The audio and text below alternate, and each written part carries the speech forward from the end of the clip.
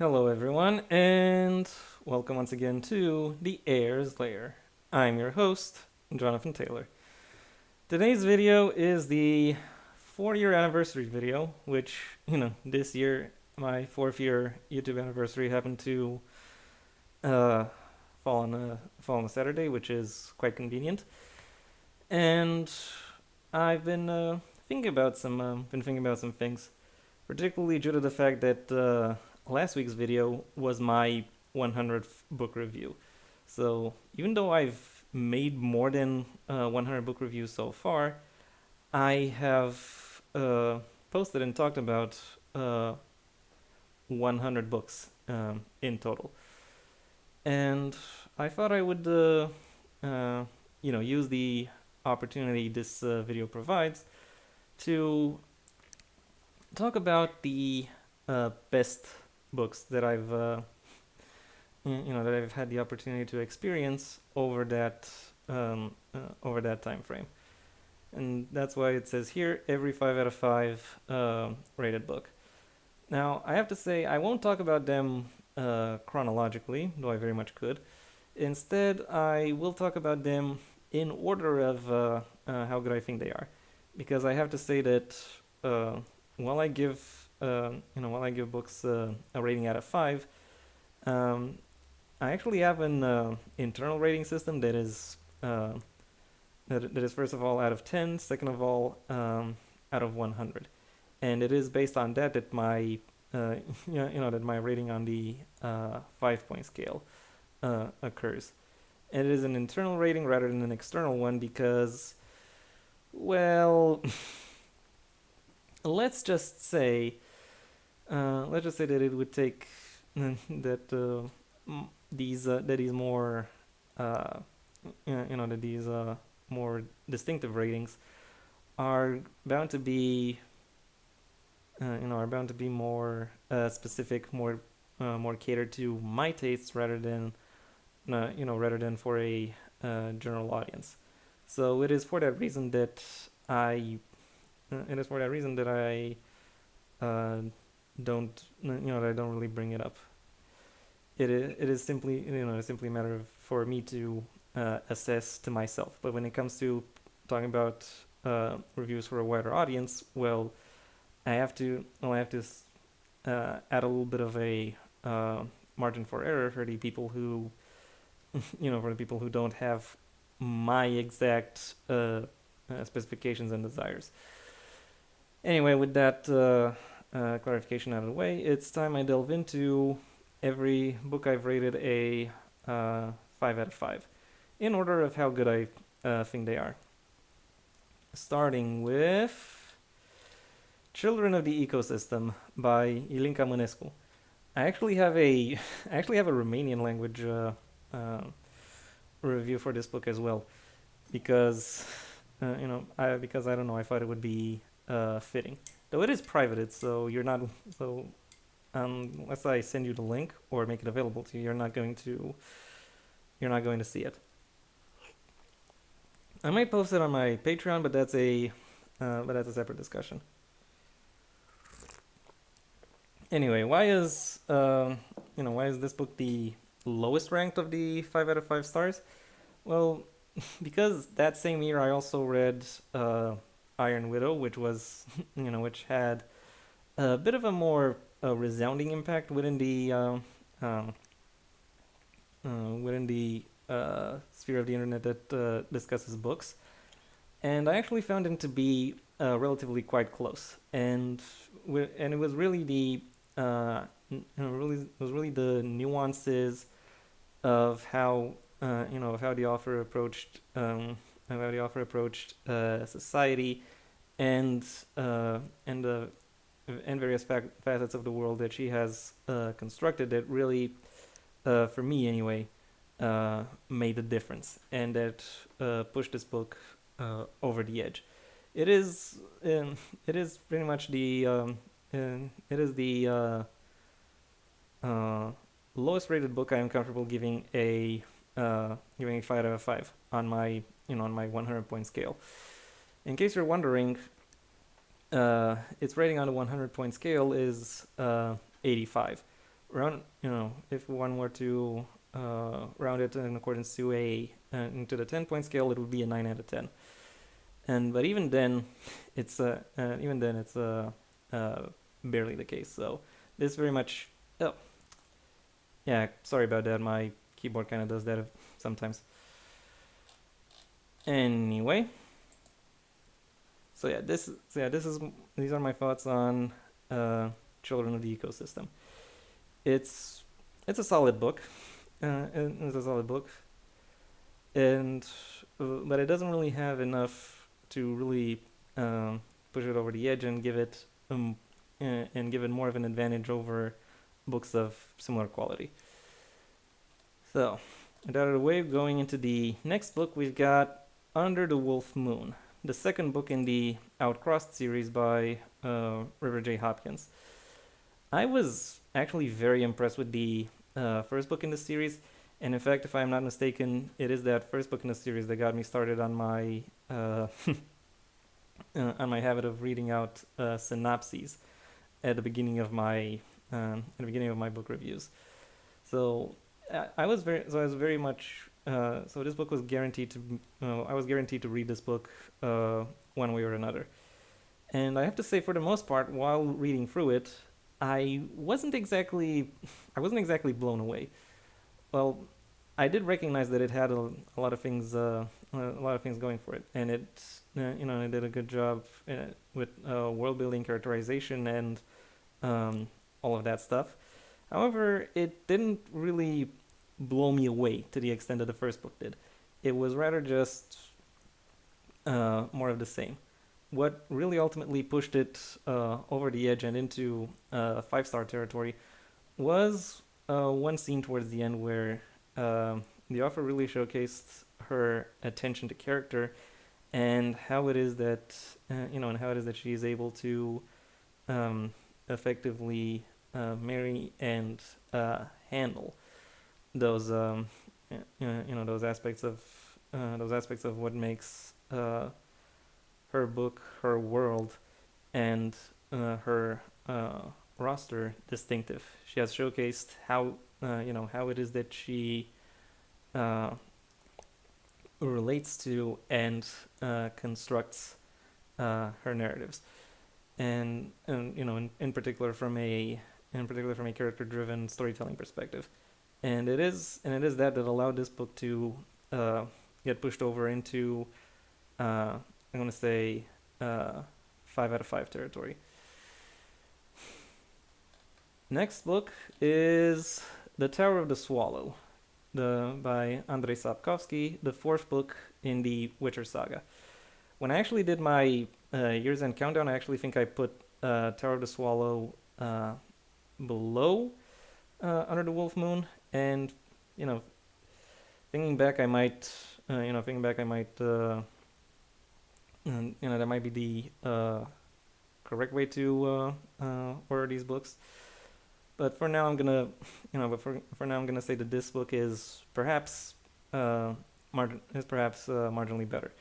And truth be told, if I were to read all of these books again today, it is likely Children of the Ecosystem would not get a 4 out of 5, but would not get a 5 out of 5. But anyway, that's beyond the pale. The Tower of the Swallow is, I think, the first book that really persuaded me of exactly what the scope and the intentionality of Sapkowski actually is. It is the book that that in some case really showcased to me how how he how he explores the setting and how he explores the interconnectivity that is present within it, and how it is that he chooses to showcase his adventures. Also, he explores the brutality of the world in at a much deeper, much more personal level, than probably would have been expected by basically anyone. And he does all that without being too much of an edgelord. and instead showcasing an intriguing uh, and I'll even say exciting, thrilling, exhilarating, low-key terrifying new obstacle and new challenge for for at least one of his main characters to overcome. It um, but however, really, the thing that sets it back a little is that this focus and this attention and all of these other things that make this book interesting really only apply to one of his plot lines. The other um, the other is a little bit more run of the mill. There are interesting stuff going on in that as well, but the second plot thread really really is the thing that makes this book memorable and distinctive. So uh, for that reason, this book received my uh, my 5 out of 5 rating. Moving on, we have the Revolt of the Angels, last week's uh, last week's Halloween review. It is you know this book is uh, I really don't know where to start with this book. It is the oldest so far that has received my 5 out of 5 rating, and it touches upon an interesting topic, namely about how it is that people uh, relate to power, and how these connections or relations are to some extent facilitators of larger aspects of power and of all the things that power allows or makes possible. That is and it, and that is something that I found interesting to explore, particularly the ramifications of how exactly uh, mores are enforced, and what it means for those mores to be uh, um, to be taken away, and thereby also exploring what it is that chaos uh, or lack of concern really looks like. So this book in many ways represents uh, an interesting twist on a perhaps simplistic narrative. Um, uh, it explores the topic of anarchy from a in a uh, in a grounded fashion, which is somewhat ironic given its subject matter.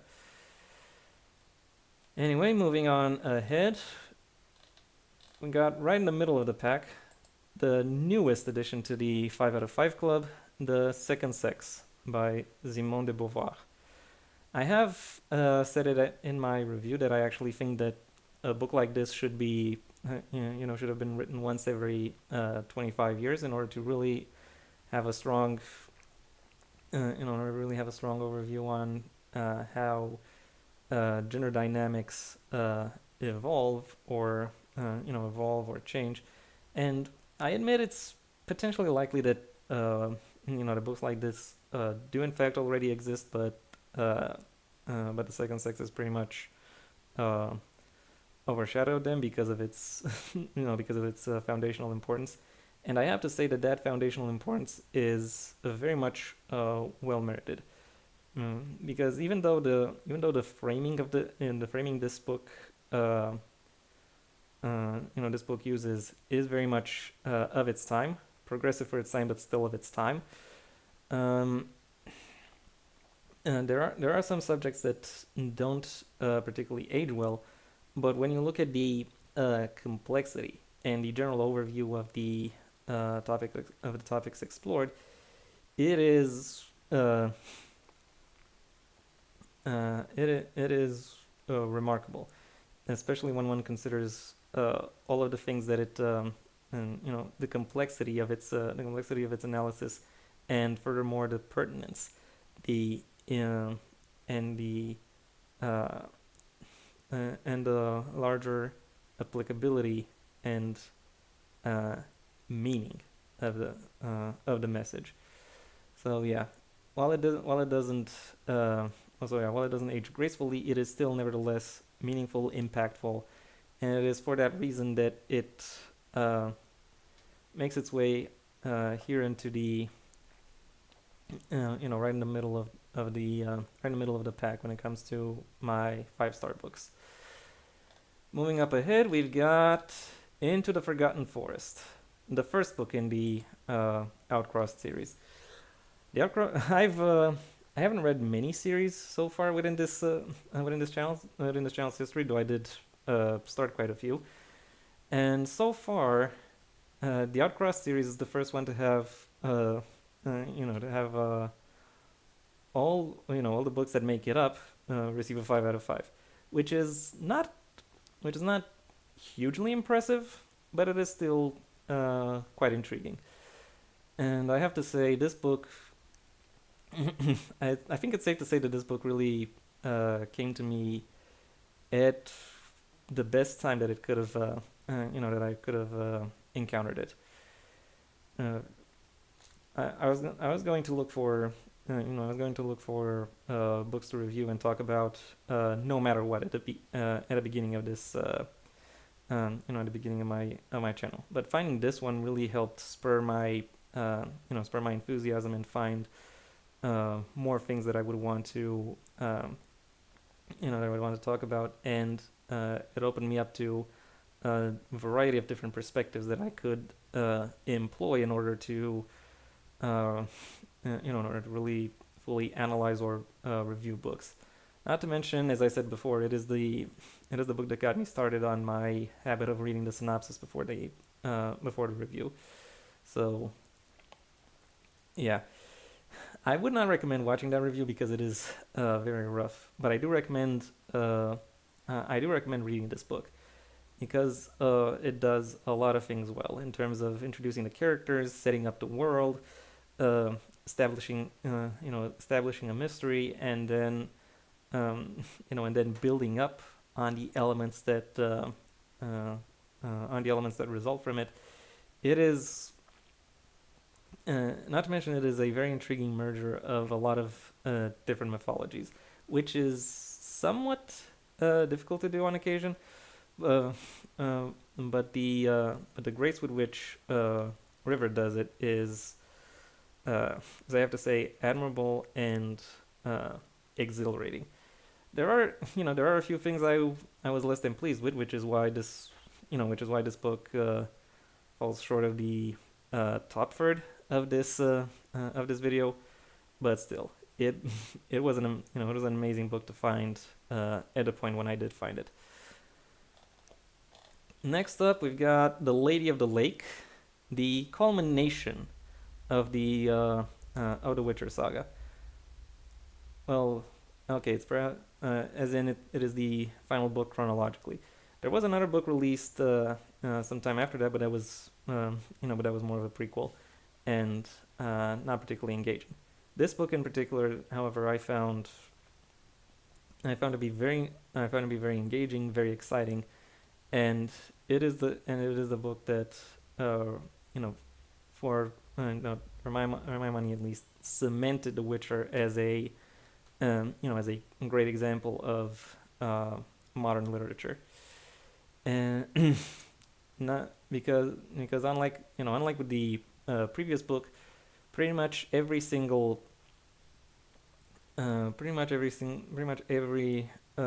character, every story thread had something to do. There was something going on, and Sapkowski has been able to quite gracefully and quite eloquently close out and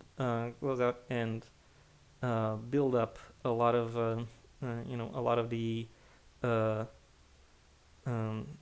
the stories and a lot of the conclusions that all of these stories and all of these characters would have, delivering a delivering a very conclusive and very engaging ending to the story, and also a very exciting and very insightful epilogue, all of which made for some made for um, an outstanding example of literary fiction. It is for these reasons that The Lady of the Lake, the conclusion or culmination of the Witcher saga, is ultimately a great example of modern literature, and uh, I have no problem in saying it. It's the third best book I potentially ever read, or third best book I've reviewed on this channel. Second best is Kellcey by Casey Kells. I opened the review for this book by saying that if you're a man, if you're a woman, if you're a non-binary, if you're a xenogender, if you can read, period, then you should read this book.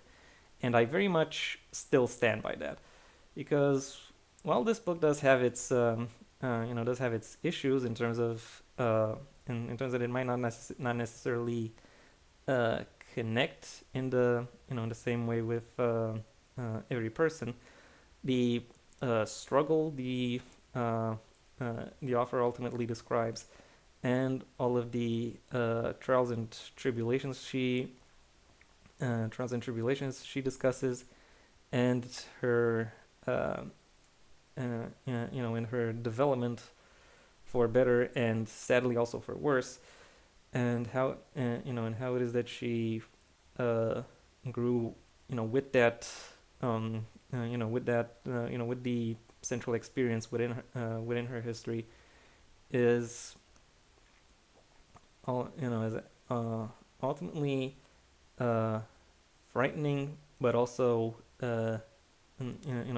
inspiring. She has been able to voice her fears, her frustrations, and her strengths in a very personal, but also emboldening manner, and therefore has a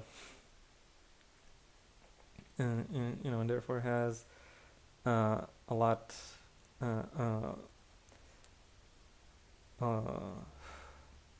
This is hard to put together.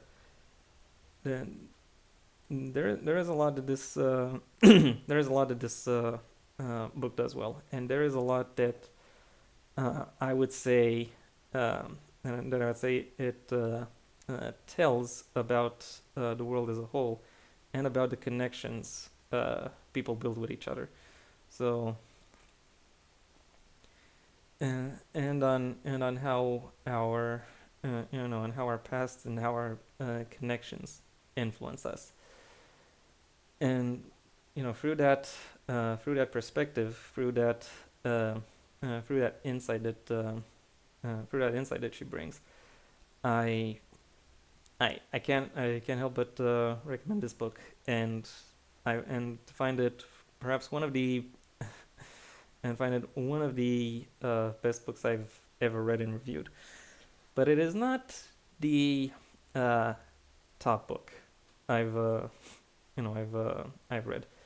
and in fact it was close. It was quite close when it came to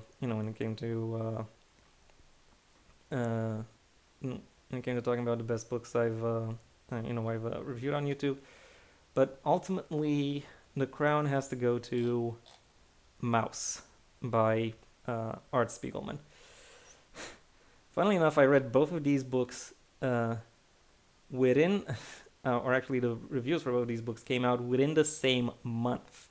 I'm not sure if I've read them in the same month, or during the same month, but still, the fact that I got to experience these books so close together is kind of a trip, and knowing that was the peak of my reading experience so far. It is further tips are likely to come in the future as well, but that's beside the point. what makes Mouse so interesting? Well, it actually has a lot of things in common with Kellcey from the perspective of what makes it interesting. Chief among them is the very personal, very direct perspective, and also the struggle the authors themselves face when it comes to reckoning or sorting themselves out when it comes to the experiences that they have been provided. Both of these books are very much born of trauma. Both of these books neither of these books shy away from it, and they are quite skillful and deliberate in showcasing, uh, in showcasing their effects and their importances. What gives Mouse the edge over Kellcey is to some extent simply that the level of refinement and the level of foreknowledge it brings to the level of foreknowledge um, and and simply the degree of storytelling experience that this offer has, which a debuting offer wouldn't have. So so when talking about this topic, art has been very deliberate in how he has showcased the meaning and the impact and the ramification of the main storyline that this book has going on, and how that echoes through through or within his community. It is an outstanding example of how generational trauma uh, shines through. What it is about it that makes it that makes it particularly disturbing and insidious, and what makes the actual regime that perpetrated it similarly disturbing and insidious. And yeah, that is that is still nevertheless all presented with the with an amount of significance that is intriguing to behold, and that absolutely resonates with the readers in a way that basically no other book I could think of has really been capable of doing so. And it is for that reason, for the capability of for its capability of placing that dread and that horror upon the readers themselves, and giving them the weight of that I think Mouse is the best book I've read and reviewed for for the purposes of YouTube. And yeah, that was my video. Don't worry about it. There will be more stuff coming in the near future. Stuff I hope you will all enjoy. The videos for the next 2 weeks are already filmed and ready to go, and already filmed and ready to go. And I'm already getting ready for the for the week of for the month of July, and I'm actually currently considering my reading plan for August, reading, reviewing, or maybe other stuff. I'll see. So yeah, while there have been some pretty meaningful highs so far, they will by no means be the last.